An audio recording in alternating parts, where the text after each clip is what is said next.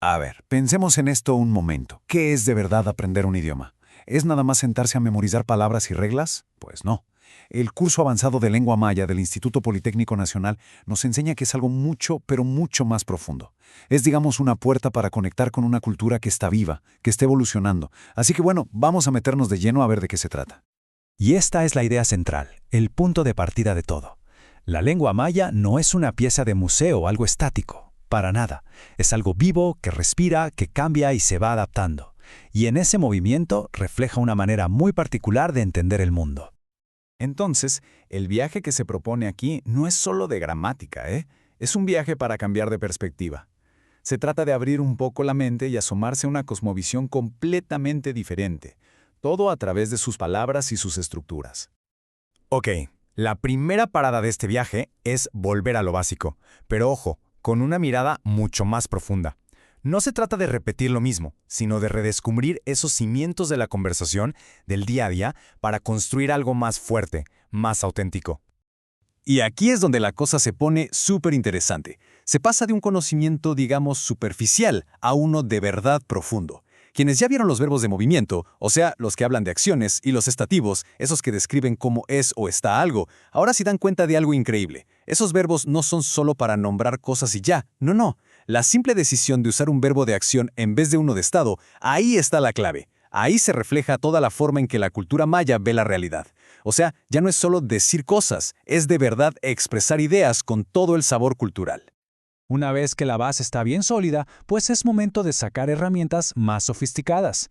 Aquí es donde el lenguaje se empieza a sentir más preciso, más fluido y, lo más importante, mucho más real. Fíjense, estos tres pasos son fundamentales. Es que dominar cómo decir que no, cómo decir que sí y cómo preguntar bien es básicamente el esqueleto de cualquier buena conversación. Son las piezas que hacen que un diálogo deje de sonar torpe y se sienta natural, coherente. Y en este punto, el curso da un salto cualitativo. Se deja atrás el tema de los marcadores aspectuales, que son los que te dicen si una acción ya se acabó o sigue pasando, para entrar a un concepto más fino, los verbos auxiliares. Entender esta diferencia es como obtener la llave para descifrar la lógica de las oraciones en maya. Permite usar las palabras correctas y darle una riqueza increíble a lo que se dice. Y esto es una joya. De verdad ilustra perfecto la belleza de aprender un idioma a este nivel. No todos son las grandes reglas gramaticales. A veces la magia está en los pequeños detalles, como esta partícula e. Saber usarla es justo lo que marca la diferencia entre sonar a libro de texto y hablar como de verdad se habla en las comunidades, con naturalidad y con cortesía. Ahora veamos cómo se va construyendo todo esto. El curso empieza a meter estructuras más complejas, como estas que vemos aquí. Preposiciones que te dicen la relación entre las cosas, conectores para unir ideas, un repaso a los pronombres. Cada una de estas piezas es como un ladrillo que cuando los juntas te permite armar ideas mucho más completas y con más sentido. Pero a ver, de nada sirve saberse todas las reglas del mundo si no se entiende el contexto. El siguiente nivel de aprendizaje va más allá de las palabras, nos mete de lleno en la parte sociocultural del idioma. Y el punto clave es este. Claro que no se habla igual en una asamblea comunitaria que con la familia en casa.